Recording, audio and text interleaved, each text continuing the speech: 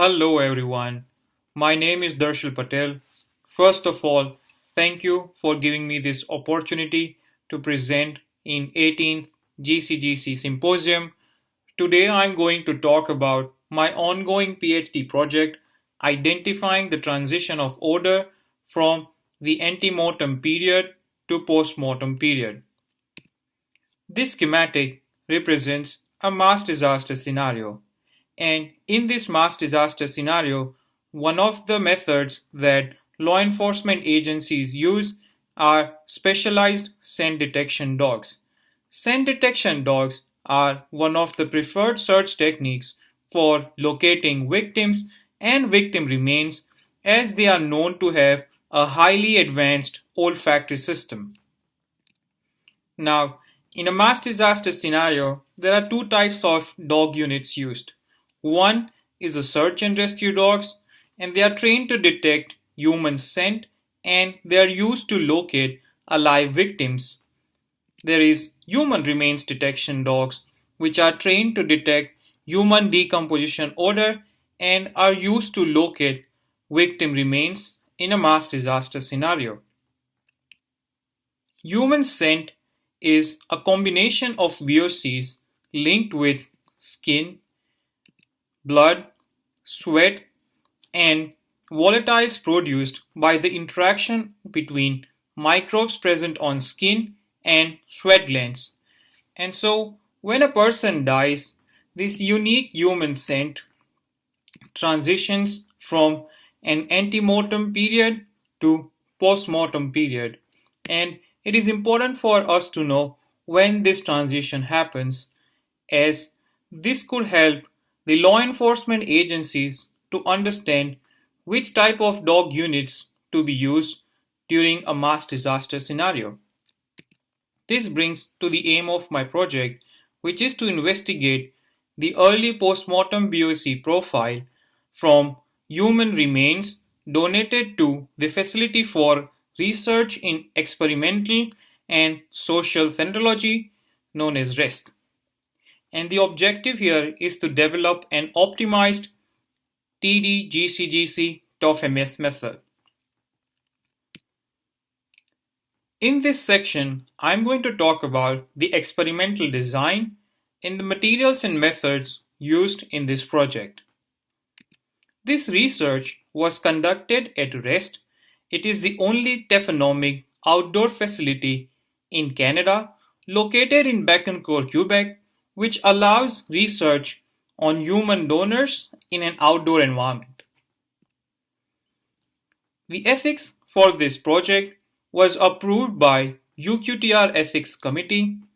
The VOC samples were collected from 4 donors, out of which 2 donors were male and 2 were female donors. All the donors were from Caucasian ethnicity. Sample collection period was determined using accumulated degree days, or ADD. ADD is a way to track the progression of decomposition as it combines the chronological time and temperature. Samples were collected during different time intervals in a day to see that intraday variation of VOCs.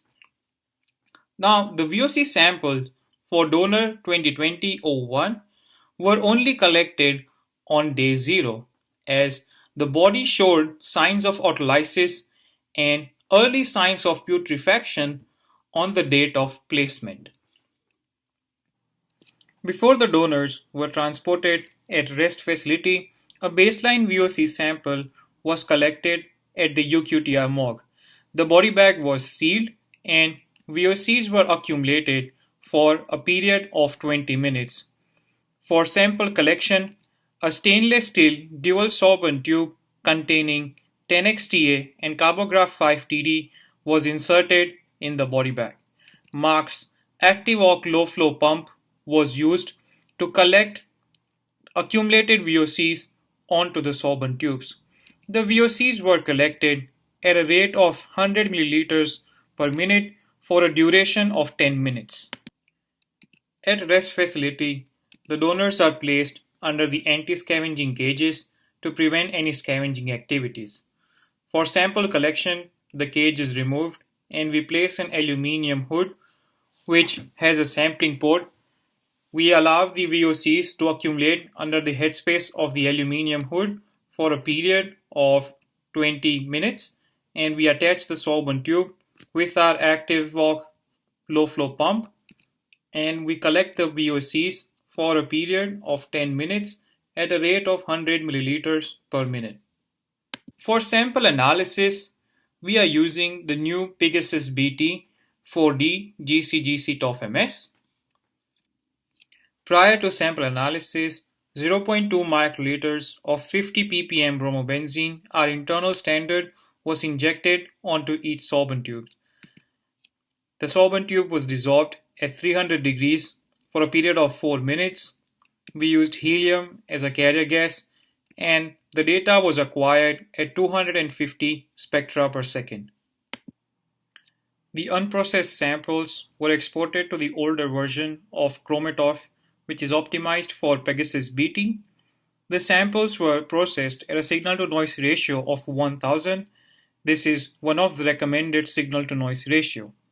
The sample set was then divided into two sample groups, experimental and controls. The experimental samples have all the samples collected from donors, and the control samples are background morgue and rest samples. Statistical Compare is a feature within Chromatograph software which allows sample group comparison via analyte alignment. It can also do basic statistical function and calculate Fisher ratio. Moving on to result and discussion. This graph shows number of VOCs identified in an experimental trial and the average temperature recorded during the trial. Temperature is one of the important factors which affects the rate of decomposition. This graph shows us how the number of statistically significant VOCs reduced as the average temperature recorded during the autumn trials reduced. Another reason could be that the statistical compare method used in the summer trial did not produce any statistically significant results when applied to autumn trial. A total of 24 compounds were detected above the signal-to-noise ratio of 1000 during the summer trial. These compounds were classified into different compound classes. The interesting part here is the detection of sulfur-containing compounds over a signal-to-noise ratio of 1000.